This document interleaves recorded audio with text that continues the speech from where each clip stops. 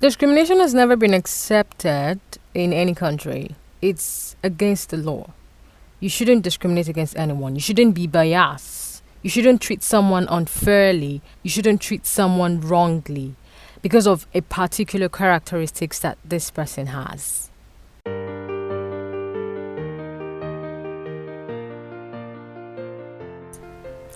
Hi, welcome to episode 1 of the Voice of Gold podcast. My name is Ataisi Fortune, and of course, I'm so excited to be here to talk about this present issue that has been on my mind for a while.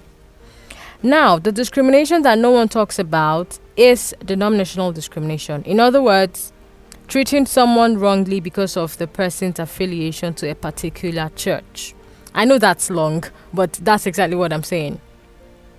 Of course, we all know of discrimination because of your age, discrimination because of your career, discrimination because of your gender, which is very popular, discrimination because of your sexual orientation, which is a huge one as well, discrimination because of your political beliefs and, of course, your religious beliefs, discrimination because of a lot of other factors.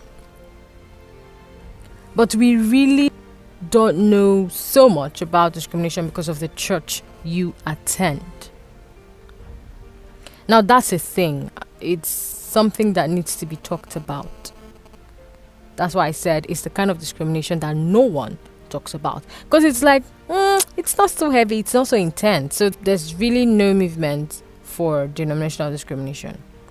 Long story short, when someone starts treating you wrongly because of the church you attend, because of the denomination you are affiliated with, that, my friend, is denominational discrimination. You are being discriminated against because of your church. You are denied certain privileges because of the church you attend. I know, yes, you say it's persecution. Really? Oh, really? Persecution? Are churches the gateway to heaven now? People are being persecuted because of their religion, not necessarily because of the particular church they attend.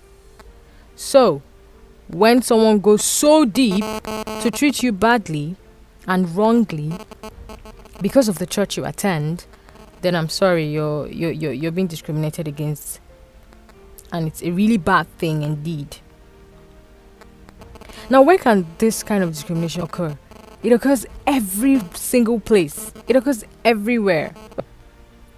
For crying out loud, can't we all treat humans as humans? Can't we relate to ourselves like brothers and sisters? Of course, we're not believing the same things, and that's completely okay. I'm not saying we should believe one thing. No, that's not my point at all.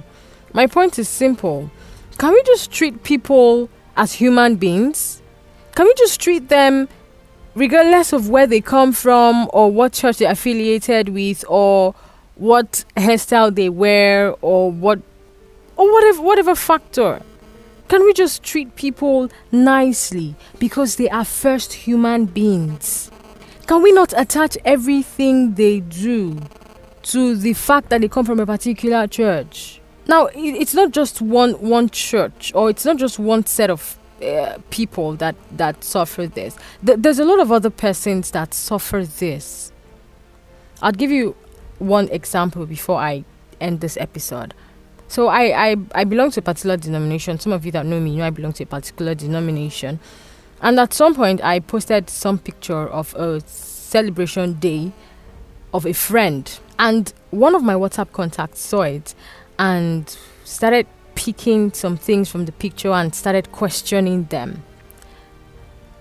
In fact, the person even used the phrase, "Why do these people do this? It's so annoying." And my response was, you know what, can we just leave them? I think that's their pattern.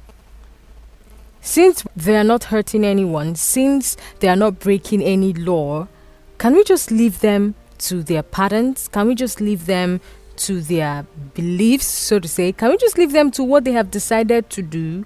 And she was like, "Oh, are you part of them?" And I said, "Yes." And she was like, "Oh, you're trying to feel good about it."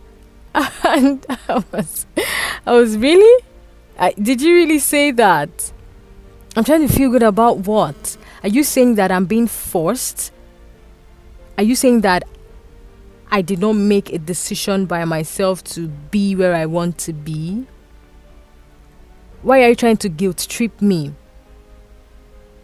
So, long story short, we ended the conversation, of course, because it was getting very emotional, and I said I wouldn't accept that because it's not necessary. You shouldn't have said that. Honestly, you really shouldn't have said that.